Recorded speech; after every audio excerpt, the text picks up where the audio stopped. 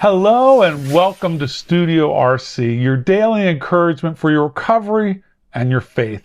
My name is Pastor Max. I am an alcoholic and I am a believer. Today we're going to talk about authentic living.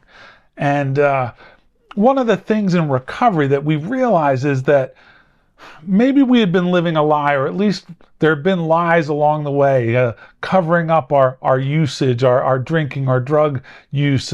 And so living an authentic life, when we take the drugs and alcohol out of our lives, we have the hopes of that we can live this life that is authentic and one that doesn't require about hiding or stealing or lying. Any of those things. So we're going to talk about authentic living today. And another way of thinking about that is living a life of truth. And so let's take a look at that. It tells us in As Bill Sees It, the deceptions of others is nearly always rooted in this deception of ourselves.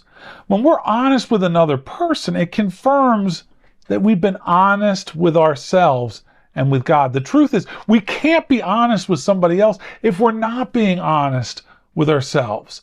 And so, how often are we deceiving others? Often, sometimes because we've deceived ourselves. When we were drinking or using, how often have we deceived ourselves about our reality? Rewriting it to what we wanted it to be. Deceiving others is a character defect, even if it's just stretching the truth a bit or cleaning up our motives so that others will think well of us.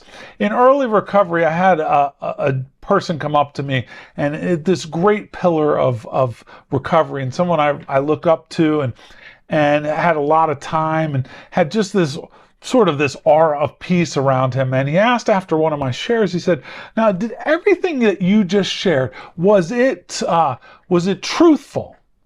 And I was like, well, I was telling a story. So, I was trying to make it entertaining and exciting. And he's like, "Well, is it all truthful?" I'm like, "Well, yeah, I think so." And he's like, "Did you exaggerate it all?" I'm like, "Well, maybe a little bit to, maybe the fish was this big and not this big, but And he looked at me and he says, "Exaggeration is just another form of lying." And he walked away. It's one of those lessons in life where I wasn't living an authentic life. And so it was also that others would think this story was better. But even exaggeration isn't living an authentic life. We need to remember each day that deceiving ourselves about ourselves is setting ourselves up for failure or disappointment in life and in the program. A close, honest relationship with a higher power is the only foundation that we have found for honesty with self and with others. We need that God component. It also tells us in As Bill Sees It, "I try to hold fast to the truth that a full and thankful heart cannot entertain great conceits. When brimming with gratitude, one's heartbeat must surely result in outgoing love, which is the finest emotion that we can ever know." In other words, if we're grateful, it's hard to live a life of lying because we are holding to truth and we're telling what we're grateful for. The gratitude, that's the basic ingredient of humility. And that humility is the basic ingredient of anonymity. And that anonymity, that's the spiritual foundation for all of our traditions, ever reminding us to place principles before personalities. As a result of gratitude, one of the ways we can start every morning is on our knees, and we can thank God. And we can thank God for three things right out of the chute. I'm alive. I'm on this side of the green grass. I'm sober. I'm clean today. And I'm a member of the program. We try to live an attitude of gratitude and thoroughly enjoy just another 24 hours and this recovered, this clean way of life. The program's not something to be joined. It is something to be lived. And we want to live out our recovery. So I looked up truth throughout the literature, and Let me define truth. Truth is an actual state. It's verified or indisputable fact. It's obvious or an accepted fact. And we talk about truth today, but there's this thing of relativism, that truth is relative. You have your truth, I have my truth. I don't think that's the nature of truth. Relativism says the criteria of judgment are relative, varying with individuals and their environment. It seems at times when we have our own truths that it's a rationalization. Truth it shouldn't be changing. When Jesus says, I am the truth, I am the way, I am unchanging. When we look at truth, it should be no matter what angle we look at it from, it remains a fact. That's what truth is. But if you have your truth and I have my truth, then they're not really truths according to the actual definition. And how often in our divided times do we say, well, you'll have your truth and I'll have my truth? Well, two opposing truths aren't truth. They don't exist. Now, you can have your opinion and I can have my opinion, but that doesn't make it truth. Truth is unchanging. Truth is the same no matter what angle you look at it. It still remains true. It doesn't change. Truth isn't a sliding scale. This is what the literature says. We've had to have outside help if we were sure to know and admit the truth about ourselves. Like sometimes we need outside help. The help of God and another human being, whether that's a sponsor, maybe that's even a clinician of some sort, but we needed additional help to make sure that we saw the truth about ourselves. We have seen the truth demonstrated again and again. Once an alcoholic, once an addict, always an alcoholic, always an addict. That's a truth. That's a fact. That's an AA and NA truth. Here's another fact or truth. Some of us have taken very hard knocks to learn this truth.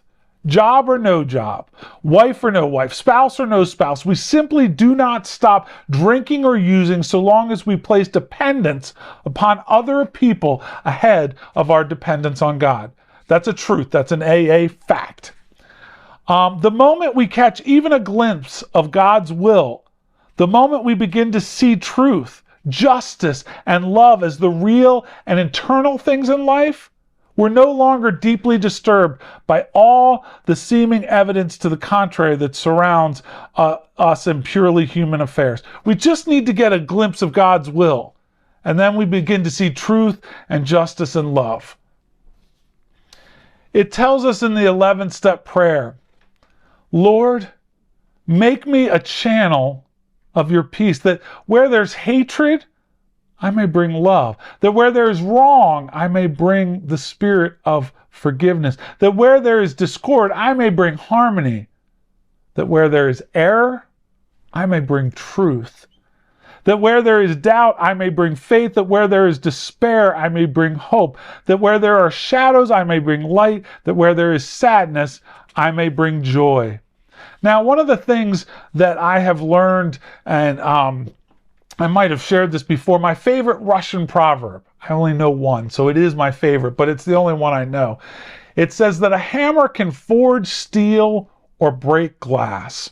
When it says that when there is error, I may bring truth, Jesus had the hammer of truth on his side all the time. He could forge steel or break glass, but the truth is, even with the hammer of truth on his side, he never broke glass. He never like the souls that were like glass, he never broke those souls.